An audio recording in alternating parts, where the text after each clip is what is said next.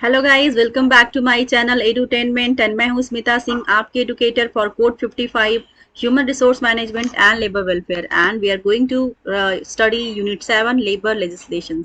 सो labour legislation का syllabus जब आप उठा कर देखेंगे टोटल लाइक कोड 55 का human resource management and labour welfare के अंदर, तो आपको टोटल 10 यूनिट्स मिलेंगी और टोटल 10 यूनिट्स में आप सारे यूनिट्स बहुत ही इंपॉर्टेंट है एग्जाम पर्सपेक्टिव से।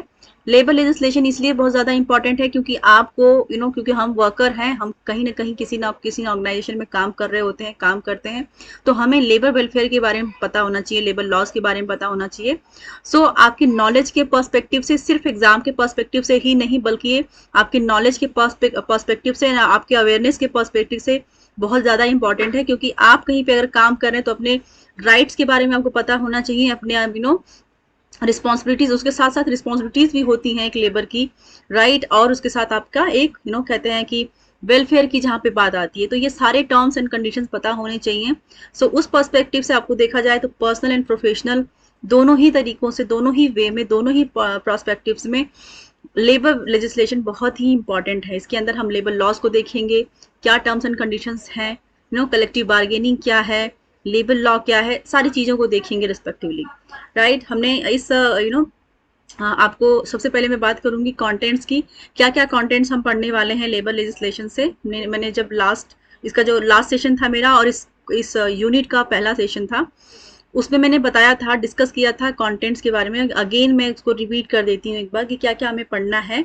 लेबर लेजिस्लेशन पढ़ना है, लेबर लेजिस्लेशन के अंदर उसकी डेफिनेशन को पढ़ना है, उसके कॉन्सेप्ट को पढ़ना है कि एग्जैक्टली है क्या लेबर लेजिस्लेशन, उसके ऑब्जेक्टिव्स क्या हैं लेबर लेजिस्लेशन के, प्रिंसिपल्स क्या हैं, क्लासिफिकेशन क्या है, evolution of the labour legislation in India.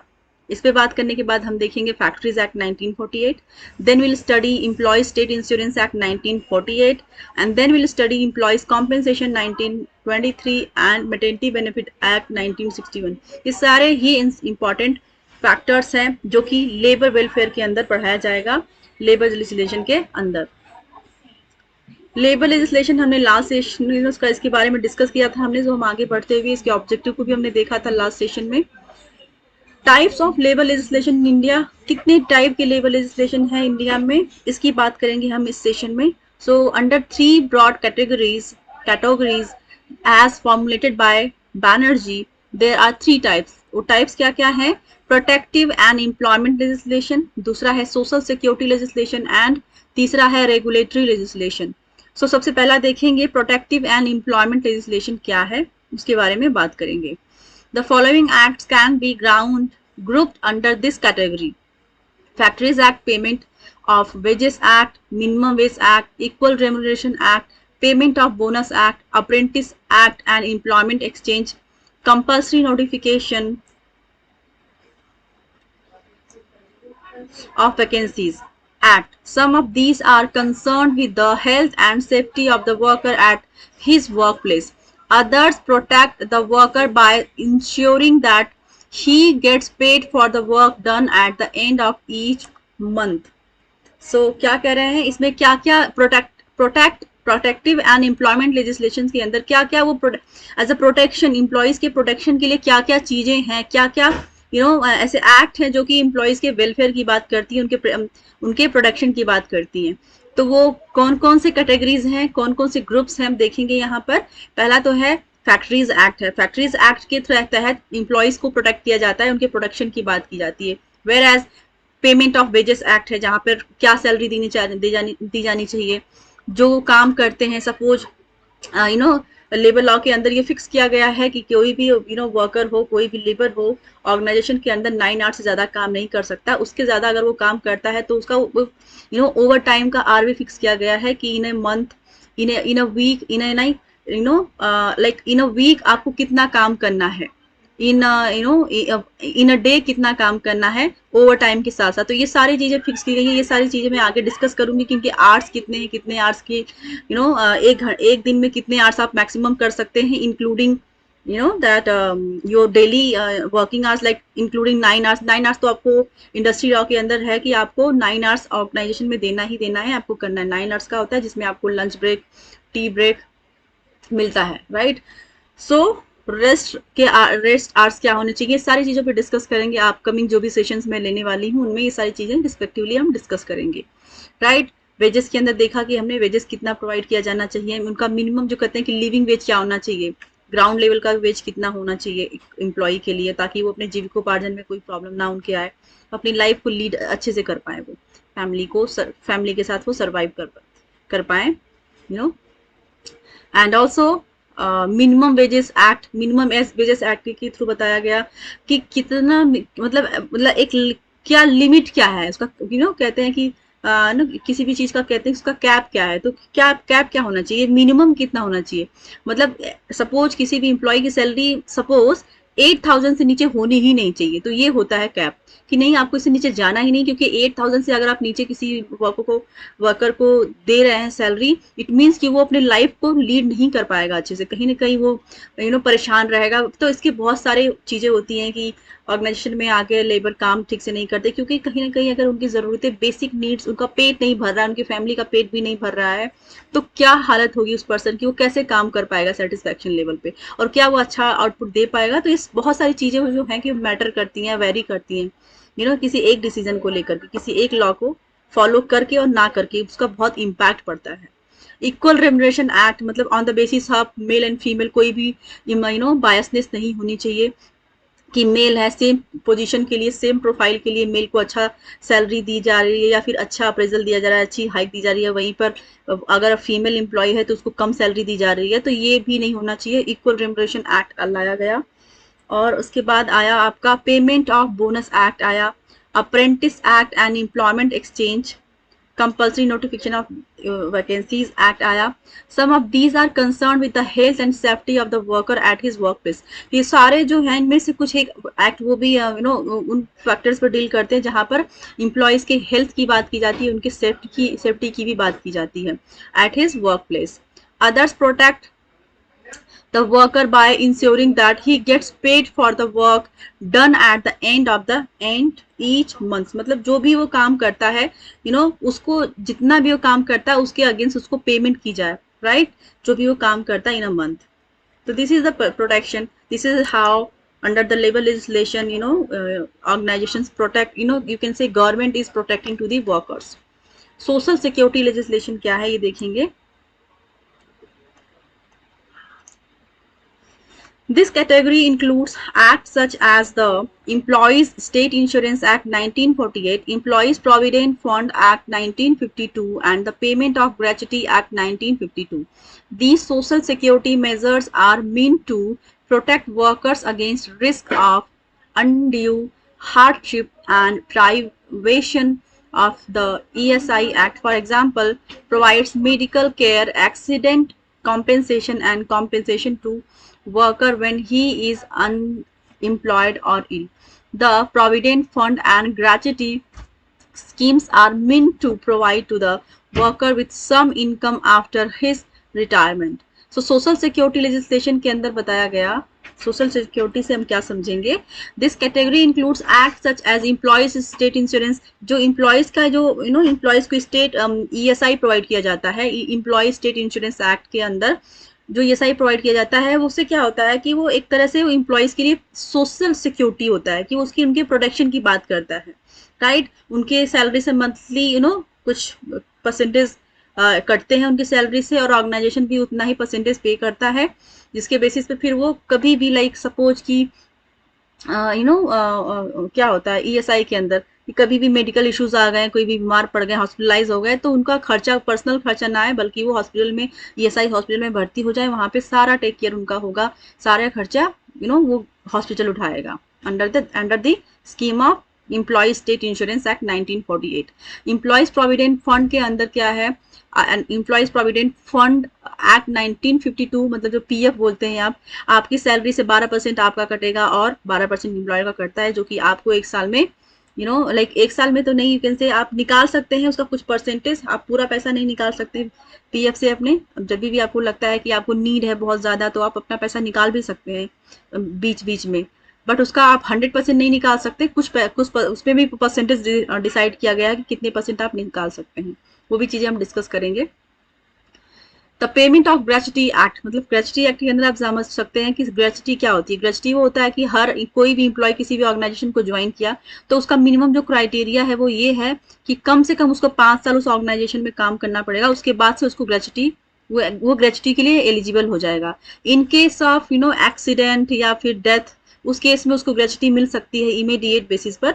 But in normal cases किसी भी एम्प्लॉय, कोई भी एम्प्लॉय है किसी भी ऑर्गेनाइजेशन को ज्वाइन करता है तो उसको ज्वाइन करने का जो ये ग्रेच्युटी की जो फैसिलिटी है उसको 5 साल का जो मिनिमम कंडीशन है वो 5 साल उसको देना पड़ेगा ऑर्गेनाइजेशन को। These social security measures are meant to protect workers against risk of undue hardship and privation. So ये जो schemes है ये employees को security provide करने के लिए, उनको secure करने के लिए है। The ESI Act, for example, provides medical care. ESI क्या provide करता है? Medical care provide करता है। Accident compensation and compensation to a worker when he is employed or ill. जब वो मतलब कोई भी accidents अचानक मतलब एक्सीडेंट से मीट कर लिया, वो उसको एक्सीडेंट कुछ किसी भी तरह का हो सकता है, राइट। तो सपोज उसका एक्सीडेंट हो गया तो उसका जो कॉम्पेंसेशन एज अ कॉम्पेंसेशन जो कि गवर्नमेंट प्रोवाइड कर रही है थ्रू दिस कंपनीज। सो क्या उसमें होगा कि आप मेडिकल केयर में जाइए, आप अपने आप को हॉस्पिटलाइज करिए, जो भी आपका एक्सपेंसेस आएगा वो ESI हॉस्पिटल बियर करेगा। This is how accident compensation and compensation to a worker when he is unemployed और इल। कभी कभी क्या होता है कि वो अनएम्प्लॉयड भी हो सकता है या फिर वो बीमार हो सकता है, तो उस केसेस में भी वो एप्लीकेबल होता है, राइट। अनएम्प्लॉयड के केस में क्या होता है कि जब ऐसा during the premises of the organisation, suppose वो ऑर्गेनाइजेशन में किसी फैक्ट्री में काम कर रहा है, तो प्रीमाइसेस के अंदर ही अगर उसका एक्सीडेंट हो जाता है या फिर उसको ऐसी इंजरी हो जाती है जिससे कि वो फिजिकली सपोज डिसेबल हो जाए, तो उस केस में उसको कॉम्पेंसेशन दिया जाता है। अनएम्प्लॉयमेंट कभी कभी कॉम्पेंसेशन दिया जाता है, या फिर वो बाद में ज्वाइन करे तब तक के लिए सैलरी पूरी बनती है उस एम्प्लॉयज की। तो ये होता है social security. The provident fund and gratuity schemes are meant to provide to the worker with some income after his retirement. जो ये ग्रेचुटी है और ये दूसरी जो चीज आपने देखा द प्रोविडेंट फंड, जो PF एंड ग्रेचुटी है, इसका जो ये सैलरी से डिडक्ट होता है, क्योंकि ये जो ग्रेचुटी है एंड प्रोविडेंट फंड में कहीं ना कहीं एम्प्लॉयर का भी कॉन्ट्रीब्यूशन इसमें होता है। एम्प्लॉयर एंड एम्प्लॉइज दोनों का कंट्रीब्यूशन होता है, उनकी सैलरी से अमाउंट डिडक्ट होते हैं जो कि उनके रिटायरमेंट के टाइम पर दिया जाता है ताकि उनकी लाइफ जॉब के बाद भी सिक्योर रहे। तीसरा है रेगुलेटरी लेजिस्लेशन। इसके अंदर देखेंगे the industrial dispute act 1947, industrial employment standing orders act 1946 and the trade unions act 1926 etcetera come under this category. Industrial Dispute Act 1947 and Industrial Employment Standing Orders Act 1946 and the trade unions act 1926, ये तीनों ही किसके अंदर आते हैं? Regulatory legislation के अंदर आते हैं। ये क्वेश्चन पूछ लिया जा सकता है, पूछा भी गया हुआ है कि इंडस्ट्रियल डिस्प्यूट एक्ट 1946 किसके अंदर आता है? रेगुलेटरी लेजिस्लेशन के आता है, सोशल सिक्योरिटी लेजिस्लेशन के अंदर आता है, या फिर मतलब आपको क्वेश्चन पूछ लेगा, राइट। तो क्वेश्चन में आपको पता होना चाहिए बिना किसी कंफ्यूजन के कि ये industrial dispute act, industrial employment standing orders act 1946 and trade unions act 1926 comes under regulatory legislation, ये बात आपको याद रखनी है। नेक्स्ट पॉइंट देखेंगे the industrial dispute act 1947 basically provides for the investigation and settlement of industrial dispute. So industrial dispute से आप समझ सकते हैं कि क्या प्रोवाइड करती है। इंडस्ट्रियल डिस्प्यूट में जो डिस्प्यूट्स अराइज हो रहे हैं ऑर्गेनाइजेशन के अंदर वर्कर्स के थ्रू, उनको सॉल्व करती है, उनका सेटलमेंट करने के लिए ये एक्ट लाया गया। It means objective is to provide for a just settlement of disputes by negotiation, conciliation, mediation, voluntary arbitration and compulsory adjudication. So ये सारे ही जो आप देख रहे हैं कि जो रेगुलेटरी लेजिस्लेशन के अंदर जब इंडस्ट्रियल डिस्प्यूट अराइज होता है तो इंडस्ट्रियल डिस्प्यूट एक्ट 1947 के तहत इसको सेटल किया जाता है। और वो सेटलमेंट किन किन फॉर्म में हो सकता है, किन किन तरीके से हो सकता है, that can be through the negotiation, मतलब दोनों पार्टी मिलकर बैठ करके निगोशिएट करें कि क्या सही सोल्यूशन है, क्या हो सकता है, क्या वर्कआउट कर सकता है दोनों के बीच में, राइट। और काउंसिलिएशन के थ्रू हो सकता है इसका सेटलमेंट, मीडिएशन के थ्रू, मतलब थर्ड पार्टी आकर मीडिएट करे और सोल्यूशन निकाले, सेटलमेंट करे दोनों पार्टीज के बीच में, एम्प्लॉयर और एम्प्लॉयज के बीच में, मीडिएटर का काम करे। वॉलंटरी आर्बिट्रेशन भी होता है जिसके थ्रू वॉलंटरी आर्बिट्रेशन का मतलब कि कोई भी एक पार्टी है जो कि मीडिएट करती है दोनों के बीच में, एम्प्लॉयर एंड एम्प्लॉयज के बीच में। सो वो आर्बिट्रेशन के थ्रू दोनों को दोनों का एनालिसिस करते हैं कि क्या सही है क्या गलत है, या फिर दोनों ही सही है या फिर दोनों गलत है, या फिर कहाँ पर इनका कम्युनिकेशन गैप हो रहा है, या फिर कहाँ पे ये लैक कर रहे हैं। तो किस ये सारे चीजें दोनों पार्टी की बातों को सुनने के बाद, दोनों के पक्ष को सुनने के बाद वो एक कहते हैं कि वॉलंटरी आर्बिट्रेशन के थ्रू वो सेटलमेंट करते हैं। एंड कंपल्सरी एजुकेशन भी होता है, जहां पर लगता है कि नहीं अब एमिकेबली बात नहीं बन पा रही है प्यार से, और कहते हैं कि मेडिएशन से या फिर कॉन्सिलिएशन के थ्रू अगर बात नहीं बन पा रही है, तब वहां पर कंपल्सरी एजुकेशन का फैक्ट आता है। कंपल्सरी एजुकेशन के थ्रू सेटलमेंट किया जाता है एम्प्लॉयर एंड एम्प्लॉयज के बीच में। The act places constraints on strike and lockouts. जो एक्ट है, act places constants on strike and lockouts. So ये जो ये आर्बिट्रेशन है, कॉन्सिलिएशन है, वॉलंटरी आर्बिट्रेशन, कंपल्सरी एजुकेशन, ये सारी चीजें क्यों लाई गई हैं? इनका मेन मुद्दा क्या है? उनका मुद्दा ये है कि स्ट्राइक्स ना हो, लॉकआउट ना हो, क्योंकि स्ट्राइक अगर हो गई तो भी नुकसान है एम्प्लॉयर और एम्प्लॉयज का, लॉकआउट हो गया तभी भी नुकसान है एम्प्लॉयर और एम्प्लॉयज का। तो लॉकआउट किसके लिए होता है? लॉकआउट होता है कि जब एम्प्लॉयर शट डाउन कर देता है कंपनी को ये बोल करके कि मटेरियल्स की कमी नहीं है, उनके पास रिसोर्सेज नहीं है, या फिर वो वेज पे नहीं कर पा रहे हैं एम्प्लॉयर का, तो enable inefficiency, or in case of inefficiency employer shut the company and lay off the employees। और ये बोलता है कि जब कंपनी के हालात सही होंगे, सब चीजें स्मूथ होंगी, तो आपको बुला भी सकते हैं, या फिर नहीं सही हुआ तो नहीं भी बुला सकते हैं। तो वो होता है लॉकआउट, जहां पर टेम्पोरली से कंपनी बंद हो जाती है। तो क्या होगा, जब ऑटोमेटिकली कंपनी शट डाउन हो जाएगी, लॉकआउट हो जाएगा, तो नुकसान किसका होगा? एम्प्लॉयर का तो हो ही रहा है, प्लस वर्कर जितने सारे काम कर रहे हैं उस इंडस्ट्री में वो बेरोजगार हो जाएंगे, तो इसमें नुकसान ही है। तो इन चीजों से बचने के लिए, बचाने के लिए ये सारी पार्टीज आई, आर्बिट्रेशन, मेडिएशन, काउंसिलिएशन, ये सारी चीजें आई, लाई गई। जहां पर स्ट्राइक पे चले जाते थे एम्प्लॉयज, उन पे भी रोकथाम लगाने के लिए ये एक्ट्स आए। It provides for a works committee at the plant level to ensure that management and worker contribute to the efficient day-to-day working of the enterprise. The Industrial Employment Standing Order Act 1946 requires management to specify the terms and conditions of employment and communicate these to the workers. The Trade Unions Act 1926 is the enabling legislation for the formation of trade unions, right? So I hope आपको ज़्यादा इसमें समझाने की ज़रूरत नहीं है, आपको word से समझ में आ गया होगा कि क्या कह रहा है। मैं अगेन पढ़ देती हूँ इस लाइन को। The industrial employment standing orders act 1946 क्या कह रहा है? Requires management to specify the terms and conditions of employment. वो क्या उसको रिक्वायरमेंट होती है कि जो मैनेजमेंट है वो कंडीशंस को, इन टर्म्स को एंड कंडीशंस को स्पेसिफाई करेगी कि एम्प्लॉयमेंट और and communication these requires management to specify the terms and conditions of employment and communicate these to the workers। मतलब क्या terms and conditions होनी चाहिए इंडस्ट्री के अंदर, ऑर्गेनाइजेशन के अंदर, ये कौन स्पेसिफाई करेगा? That will specified by the management, कि क्या कम्युनिकेशन लेवल होगा, किस तरह से काम होगा, क्या टर्म्स एंड कंडीशंस होंगे जिसपे आपको रह करके काम करना। ये सारी चीजें किसके द्वारा स्पेसिफाई होनी चाहिए? मैनेजमेंट के द्वारा, under the industrial employment standing orders act 1946। The trade unions act 1926 is the enabling legislation for the formation of trade unions act. So trade unions act 1926 के तहत ट्रेड यूनियन का फॉर्मेशन हुआ, जो कि लेबर वेलफेयर की बात करते हैं, लेबर को प्रोटेक्ट करने के लिए लेबर वेलफेयर लेकर के आए। सो ये रहा है आपका part, types of legislation in India. So I hope आपको ये सेशन पसंद आया होगा। आपको जो भी मैंने टॉपिक्स करवाए, जो भी मैंने टॉपिक्स आपको लिए इस सेशन के लिए समझाए, आपको समझ में आया होगा। I wish and I hope कि आपके लिए ये बेनिफिशियल हो, और फॉर श्योर होगा भी ये, अगर आप अच्छे से पढ़ते हैं, अच्छे से थ्योरी पार्ट को करते हैं, रिवीजन करते हैं, एमसीक्यूज एंड पीवाईक्यूज को साथ साथ में लेकर के चलते हैं, तो फॉर श्योर ये आपके लिए अच्छा ही करेगा। एंड जब तक के लिए मैं नेक्स्ट सेशन ना लेकर के आ जाऊं, keep watching me and thank you very much to watching me on my channel. Thank you very much.